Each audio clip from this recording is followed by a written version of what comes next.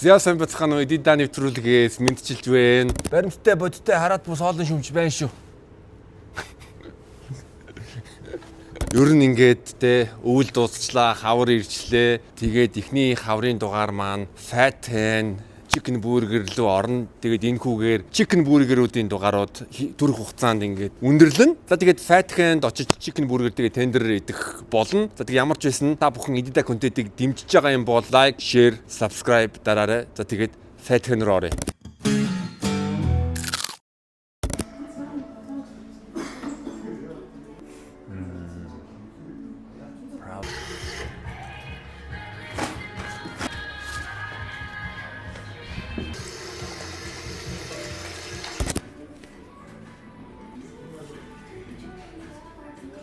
За Fat Hen-д ирсэн байна. Тэгээд одоо бургер захиалгаж байгаа. Тэгээд Fat Hen-ийн бургерийн меню харах юм бол ер нь бол хүн болгоно энэ өөрсдөө хүссэн бургерээ авч болно. Ягаад гэвэл энэ хоёр бургер нь маш их халуун ногоотой байгаа. Тэгээ хоёр бургер нь бол дундаж хэмжээний халуун ногоотой байгаа. Тэгээд над шиг халуун ногоо иддэггүй хүмүүс бол бас хоёр бургер байгаа. Би тэгээд бэйконтэй ранчо гэдэг бургер идэх болно. Тэгээд бургерийг нь би дангаар нь идэн 16,900. Тэгээд тэрэн дээр нэмээд би яах вэ гэвэл би өөртөө 3 ширхэг тендер аавна. Тэгээ 3 ширхэг тендер авангуудаа blue cheese sauceтай Fat Hen umami mayo тэгээд honey mustard нь 3 соосыг н аваад тендерүүдээ идэх болно. Тэгээд ямар ч байсан хоолоо захиалъя.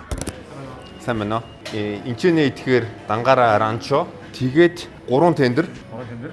Тий. Тэгэнгүүт нь юу соосноос нь Fat Hen umami mayo, blue cheese sauce тэгээд honey mustard. Тэгээд уух нэг юу бүлээ ус авчээ. Honey mustard, umami mayo, blue cheese тэ. Umami mayo, blue cheese, honey mustard тий. Явцаа юм байна. За. Хөнөр гавраа. Хөнөр. За баярлаа. За. Нийт тооцоо 32,800 болсон.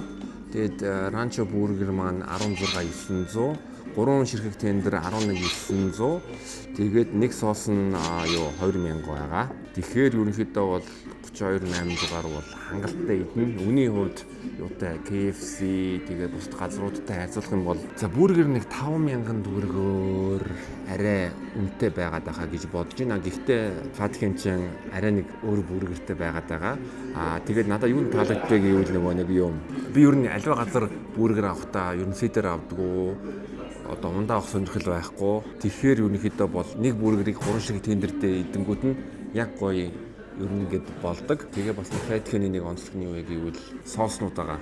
6 соос байгаа. Би тэгээд ялангуяа энэ blue cheese дуртай, umami mayo-даас дуртай. Тэгэнгүүт нь honey mustard-ыг бас сонирхоод авчлаа. Тэгээд захиалга үлээ. Гэхдээ захиалга авахаас өмнө гараа угаая. Тэгээд Fat Hen-ийн 0-д уулзъя.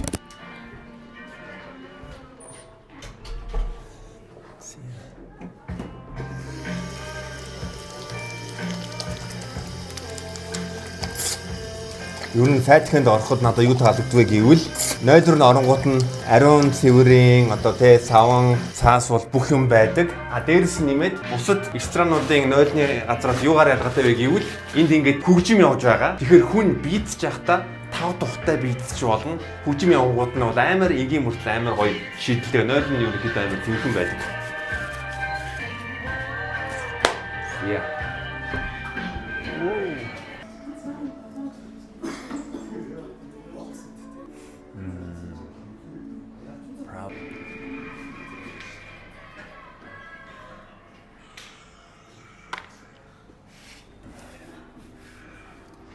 Yeah. In blue cheese, honey mustard, in Fat Hen umami mayo.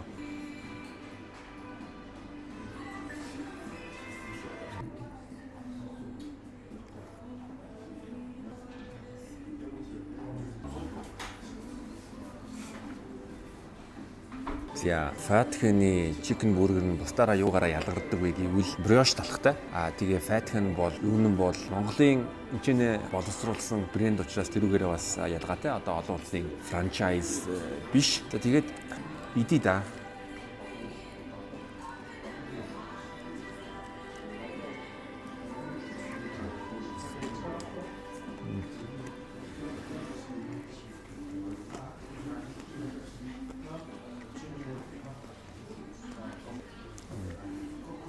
Дахиад гоё криспи байна.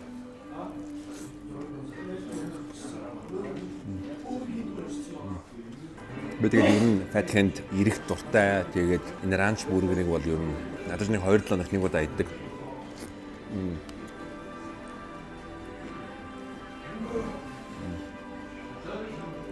Орцны хувьд бас энгийн байгаа байдал надад маш их таалагддаг. Энд чинь бейкон, дахианы махан бургер, үгэрцэн. Тэгээд яг энэ юуны ранч бургерийн соус нь байгаа. Соус нь сармис бол орсон байгаа амтдж байгаа. Тэгээд энгийн байгаад байгаа.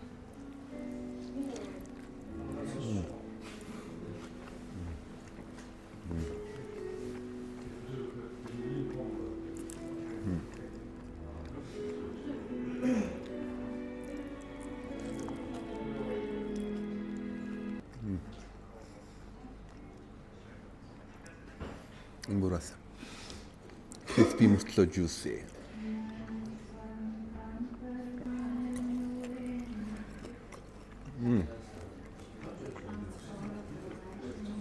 Харж байна уу? Бүр нэг юу? Энэ шүүслэг маань харж байна уу? Тэгээ фатхнийг яагаад би үлддэг вэ гэвэл одоо жороо өөрсдөө гаргаад өөрсдийн гэсэн Fatten гэдэг брэнд гаргаад хийж байгаа учраас дэмжиж байгаа. Ерөнхийдөө бол нэг олон улсын франчайз оруулж ирснээс өөрсдөө тгээс тостуудаас эхлэх бол ер нь бас тий чаленжинг адармаатай учраас гой санагдаг.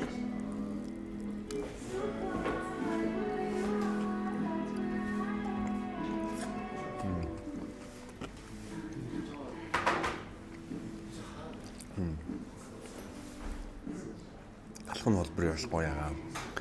Одоо chicken burger нь бас juicy. Тэгээд соус нь бас амар гоё. Би нэг халуун ногоо иддэг учраас энэ соус нь бас сармисны амт нь бас энэ бүргэртэйгээ гоё зохицож байгаа учраас яг энэ ранч бүрэг хамгийн дуртай.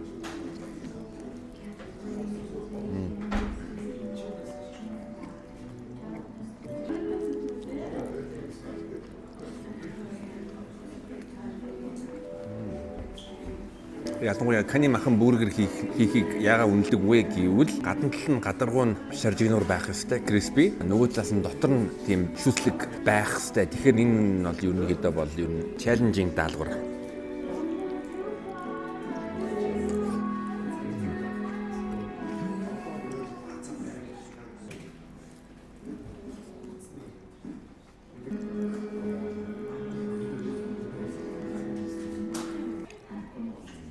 За одоо тендер руугаа оръё доо. За одооний байдлаар миний одоо авах боломжтой тендер ийм л байна л да. Ирээдүйд бас өөр тендер өдрөө орно гэдэгт итгэлтэй байгаа.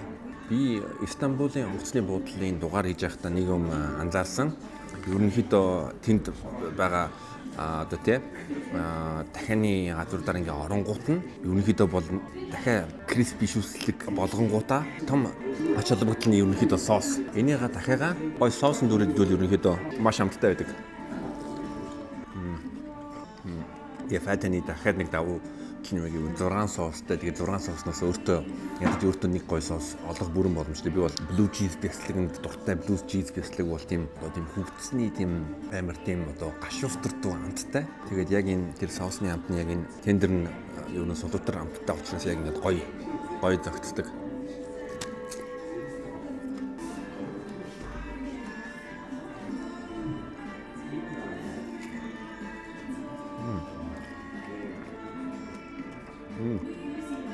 Тэгэхээр энэ комбо надад үнэхээр таалагддаг.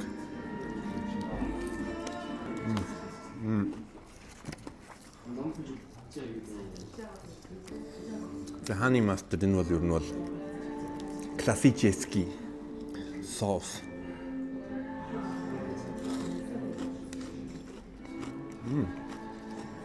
Бас дажиг амттай байна. Тэгээд бас энгийн горчиц хэрэглээгүй байна. Энэ нөгөө нэг горчицны өрн хүртэл ингээд харагдаж байна.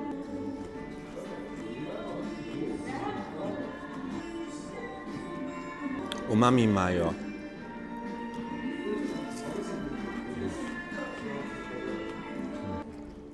Бас амар содон амттай соус.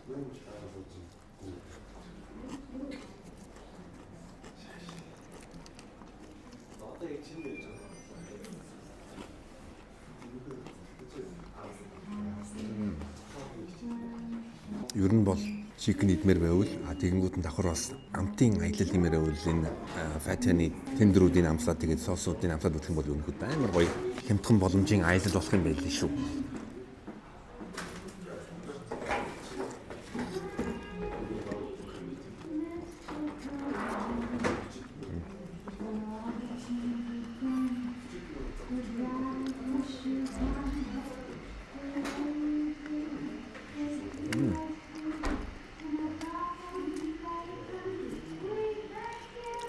Энэ гурав бол гурван өөр төрлийн амттай. Гэхдээ нөгөө нэг юу энэ blue cheese тийм умами маяатай юу н харьцуулаад нь гэж хэлж болно. Энэ нь ерөнхийдөө нэг тийм халуун ногоотой юм шиг тийм амттай байгаад байгаа. Тэгэхээр халуун ногоо иддэг хүнд бол амар сонирхолтой. Тэгээ миний хувьд бол хамгийн гоё нь бол blue cheese.